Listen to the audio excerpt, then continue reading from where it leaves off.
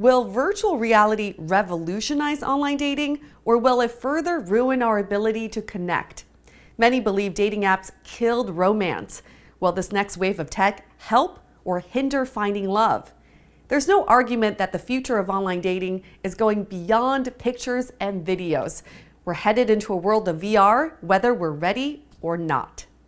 Hi, I'm Yue, and I'm the host of the Dateable Podcast, a series that explores the implications of modern dating with technology.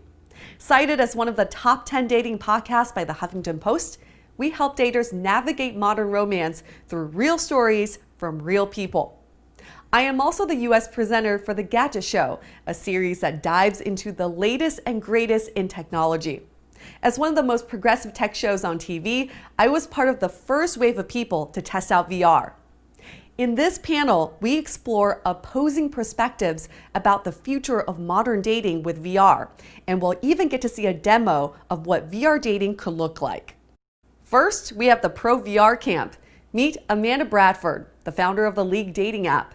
Beyond just any dating app, she's the first to have held a VR dating event called Love Without Limits, and she's in discussions with various VR platforms to support opportunities to date in VR. So I think what VR can do is sort of we can kind of leapfrog the whole video thing and actually go into VR where it's an avatar that looks just like you, but you can kind of have a first date experience without having to actually go and spend $100 and 2 hours of your time with someone. And I think as much as dating is fun to meet people, I think our generation is getting busier and busier, and we are more and more focused on our jobs and our careers and our friends, and we want, you want to go on good dates, you don't want to go on bad dates.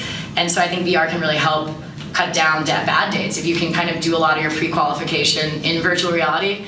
Then we have the anti-VR camp.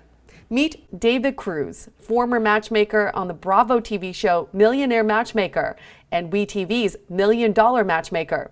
He is now the founder of Finding Cupid, a website he created to remind people how to love again.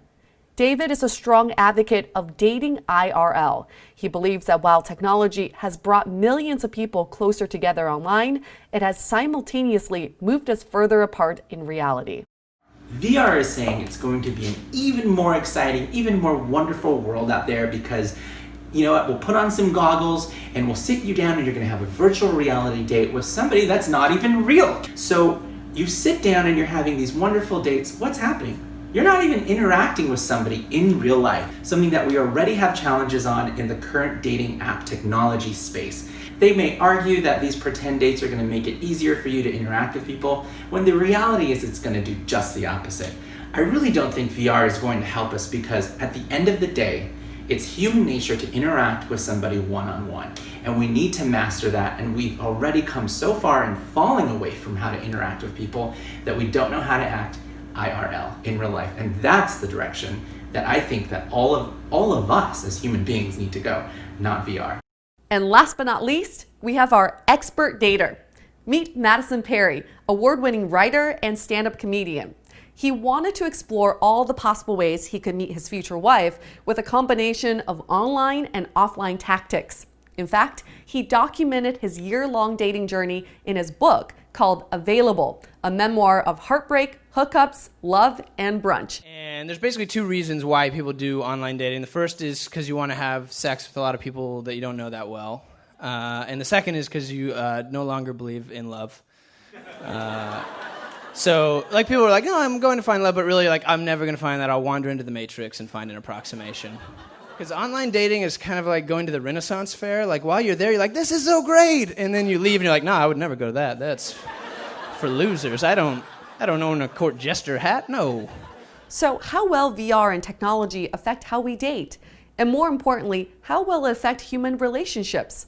What you'll get from this panel is an in-depth discussion about the effects of VR on dating, and more importantly, some viable solutions that can straddle the use of technology and in real-life tactics to facilitate deeper relationships.